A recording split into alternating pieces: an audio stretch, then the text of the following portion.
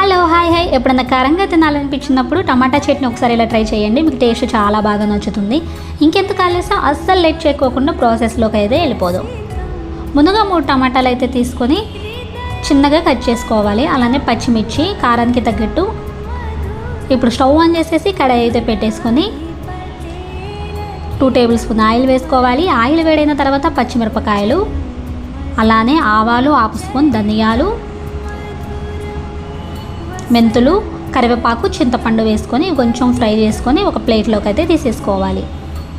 ఇప్పుడు అదే బాణీలో మనం కట్ చేసుకున్న టమాటా ముక్కలు వేసుకోవాలి. అందులో కొంచెం ఆయిల్ అయితే వేసుకొని టమాటా ముక్కలు కొంచెం మగ్గిన తర్వాత 1/2 స్పూన్ పసుపు వేసుకోవాలి. ఇది కొంచెం మగ్గిన తర్వాత కొత్తిమీర కూడా కొంచెం కట్ చేసుకొని వేసేసుకోవాలి.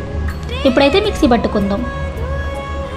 మిక్సీ జార్లో ముందుగా పచ్చిమిరపకాయ ముక్కలు, అలానే 1 టేబుల్ స్పూన్ జీలకర్ర, దొడ్డుప్పు, ఒక 9 వెల్లుల్లి, అలానే టమాటా వేసి మరీ మెత్తగా కాకుండా కొంచెం బరకగా మిక్సీ పట్టాలండి. అంతే, ఇంకేముంది, సింపుల్గా మనము కూరగాయలు ఇంట్లో ఏం లేనప్పుడు వండుకోవడానికి కూడా టమాటా పచ్చిమిర్చి ఉంటే చాలండి. ఇలా స్పైసీగా చట్నీ చేసుకుని చట్నీ చేసుకుని తింటే చాలా బాగుంటుంది.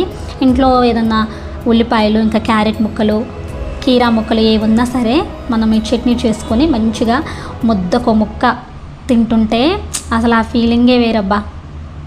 చెప్తే ఏముందండి, చేసి తింటే సూపర్ అన్నమాట. ట్రై చేయండి.